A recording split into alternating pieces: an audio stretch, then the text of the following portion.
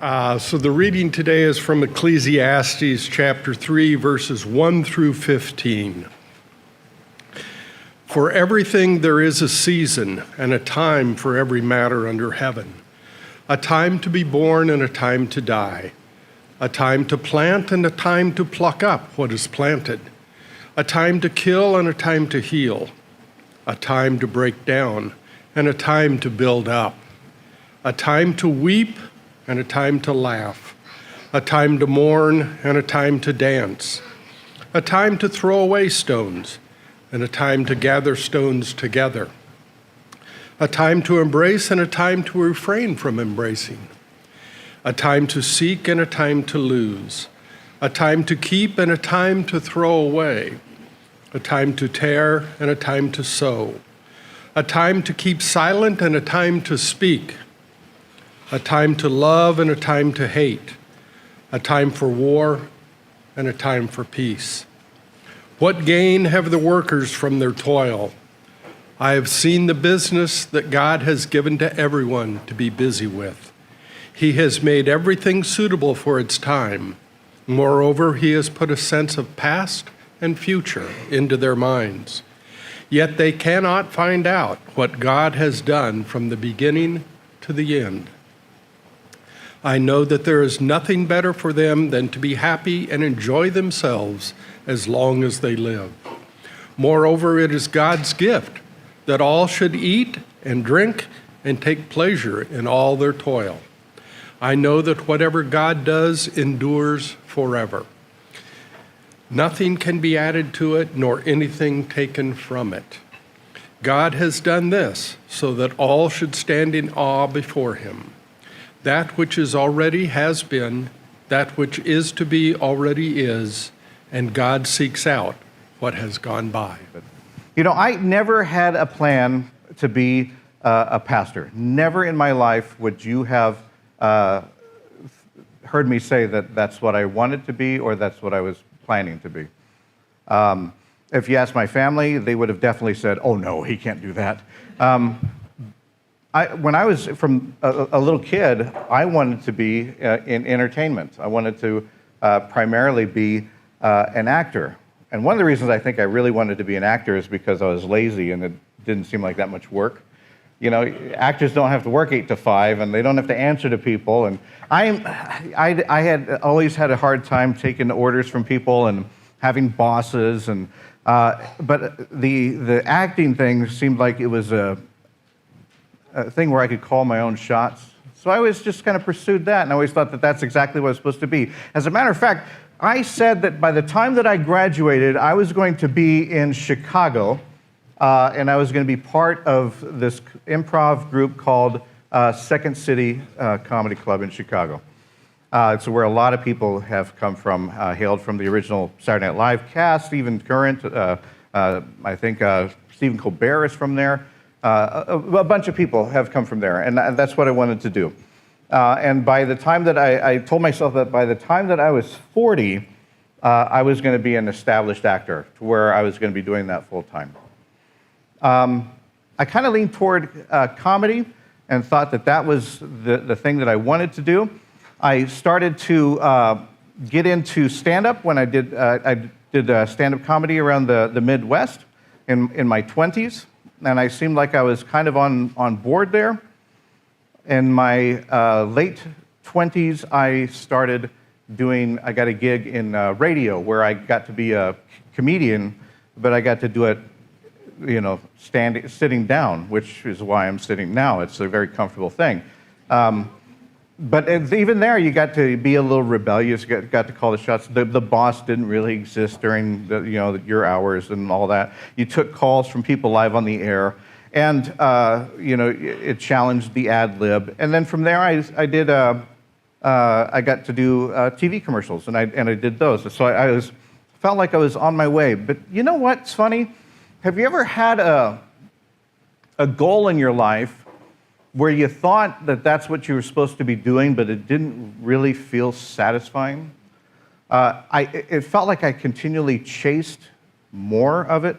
I continually was chasing something and totally oblivious to how I felt at the time. except that I didn't feel like I was fulfilled or satisfied. I love the free, hours and all that, but I never felt completely satisfied. And when I was in radio, there were times, believe it or not, when this is local radio. This is just, but people would ask you for your autograph. I know. Isn't that just weird? I mean, look at me. Do you really want me to sign anything other than a check for you? And when that would happen, I remember feeling incredibly uncomfortable. Like, this is not what I want to happen in my world. I don't want to be doing this. And around the time that I was ending I got a job later being a producer at 1011, the local news station here. And still continued to just work in that kind of field and all, everything. And by the time that I was doing that, I started to do some volunteer work at a church. And they found out that I used to do stand-up, and they asked me to do comedy for them. And so I would do stand-up comedy, or not stand-up comedy, but I would write routines and do comedy to help strengthen or add to the, you are really late. Wow, this is, come on in. There's still some stuff there. Yeah, we'll wait. What was frozen? My driveway. Oh, I don't care. So I did comedy for the church, and there was a time when I started to feel like maybe it felt when people would respond to that, it felt kind of different. It was different than entertainment. It felt kind of good. I always felt like I was just kind of helping the church out a little bit while I was doing my other thing, but still in my mind pursuing, this world of entertainment and everything like that. But it never felt like I was fully realized until I started doing that stuff for the church. And the more that it went on, the more I found that I wanted to do more stuff for the church than I did for anything on stage or any commercials or any of that stuff. The church is what I wanted to be at more. I spent my days thinking about writing stuff for that way more than I did for anything else. I even started to consult other churches on just kind of a very limited part-time thing. There was a couple of churches in Omaha and stuff where I would help them kind of improve their flow of service and worship and all of that. And so I would work with the churches about organizing music and things, all that stuff. And I got really excited about that, but it had nothing to do with what I thought I was going to be doing. Nothing to do with it. And then one day I'm sitting there and I hear this voice saying, "You're going to be a pastor." And, I kind of threw up in my mouth a little bit. That was my first response. And then I said no, and then it just continually, pushed me toward that goal there. And I started thinking about, whenever I read, Ecclesiastes, I think about the purpose behind it and what it actually means for us. Because so many of us end up doing stuff that we never thought that we were supposed to be doing. There's the old joke, if you ever want to hear God laugh, just tell him your plans. We never know exactly what that road is going to take us and where it's going to bring us and what our purpose is. Ecclesiastes was written a long time ago and was written by, many people think that King Solomon actually wrote it. Other people think that somebody wrote it kind of as a voice of a King Solomon. Other people think that it was a king, but it was coming from a person with great wisdom. And the whole idea of it, when you first read it, it kind of sounds like what they're saying is everything is pointless and everything passes. And it starts out in this kind of dreary way of, everything that you do is going to die. All of the things that you do and all the things that you accomplish will be forgotten. This history will become forgotten in place for the next history. And we continue to strive to do things. But this person that wrote it talks about how they could not fathom where that satisfaction was. Where were they going to achieve true, at the end of the day, satisfaction? Because they said, the person even writes, I'm a king, I have concubine, I have land, I have all of this stuff, I have built great cities, I have done all of this, and at the end of the day, it's going to be history. There's not going to be anything left from it. I'm going to be forgotten. Everything, there is a season. Turn. And so that is where we feel in our life sometimes, is that we can really get caught up into what is feeding our soul. That's something that I'm not sure that we're asking ourselves enough. We love to ask, how's the weather? We love to ask, what do you do for a living? But when is the last time that you truly asked yourself, how do I feel truly in my heart, in my heart with God? How do I feel? Because what I found out, the writer of Ecclesiastes says, there's things that we enjoy in life. And he even talks about how he went on kind of almost like a binge of just self-satisfaction and luxury, enjoying the things of life. And he realized at the end of the day that everything that he even enjoys in life does not come from him. It does not come even from this world, but it comes from God. All of the things that we try to seek and run to are superficial, and they fall, they implode on them. We continue to try to seek happiness, and we have a billion-dollar industry in this world talking about happiness. How do you achieve it? What can you do to get it? This person is saying, you know what? There's only one thing in this world that matters, and that truly is God. God is the one thing that lasts forever. Everything that God does lasts forever. Everything that is about God sustains. Everything else that we do does not. The things that we try to achieve doesn't. He says that to enjoy the things in this world, like that cinnamon roll there, those are fully enjoyed when we realize that those are truly gifts from God. And that God does want us to enjoy life. God does want us to be happy in our life. God does want us to enjoy the things that are around us, the people that are around us. But what I found out is that no matter what I was trying to achieve in my life, whatever goal I had in life, it was superficial until I started to really focus on serving God. Now, I am not saying that everyone here has to be a pastor. I wouldn't even recommend it. But I would say that every one of us, in whatever fashion that we are living this world, if we are not living this world purposefully for walking with Christ, we are missing that long-standing value in our lives. What we achieve, we might continue to chase. I would go from one commercial or a stand-up gig that really went well and everything. By the time that I was done with it, I was frustrated and I was tired, and I was thinking about all the things that I did wrong, and then I would go to the next thing, and I was never achieving true happiness. But it's when we sit at the end of the night. You ever just sit with God? I mean, just really, truly sit with God. And that can be defined in so many different ways. Sometimes it's a deep-seated prayer. Whenever we show the image of prayer, we always, it's someone doing this. I've never done this in my life. I don't do this. I knew a friend of mine that could make little fart noises. When he did that. And so I always think about that whenever someone's doing that. They're just a little fart, doing that. But did I go off track there a little bit?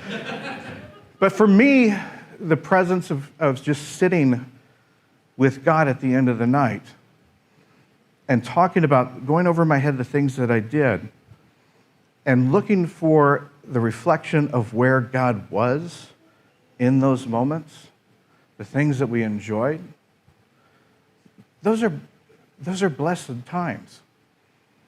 And as we end this year together, I want us to be able to reflect on this year. But when we reflect on this year, oftentimes we reflect on the things that were happening out there by other people other things. But when you reflect, where do you see you? What were you like in this year? What did you do in this year? And where were you with God in this year? I want to really invite you to focus on the times that you were with God and where you felt God's presence and where you put that to use. Because those are the things that will sustain you and keep you going for the next year. If I look at just the things that happen on the outside and I'm waiting for that stimulant of joy in my life, well, there's enough stuff that's going on in this world that just seems a little crazy, and it seems a little ugly, and people are being twits. And so if I look at that for my happiness, I'm going to fall short.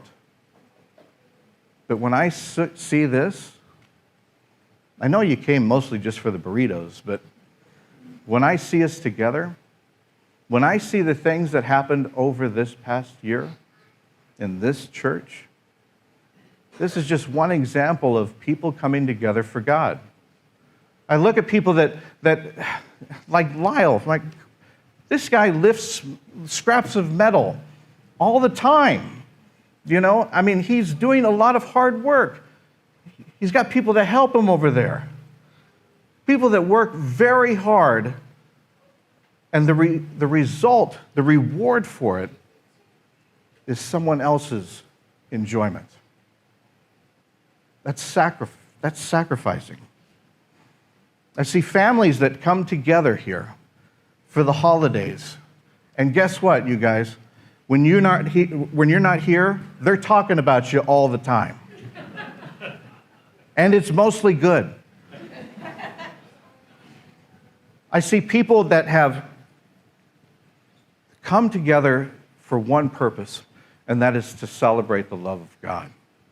And that can be defined in very different ways. Here I see it primarily over a shared cup of coffee. But I see prayers, I see people talking together, I see people celebrating their times together. I see people of all different walks of life. I see people of all different ages, some really young, some as old as Dave. I see really a wide spectrum there. And we all come together and we laugh and we joke. Where do you see God in this church? Where have you seen God in the last year in this community? Where do you see it? Spend some time thinking about that. Spend some time thinking about that, and then spend some time thinking about, where have I been with God this year? Have I been the reflection of God's love into this world? And if so, how have I done that? How have I shown that? And I'm not inviting you to look at the mistakes. You do that every day.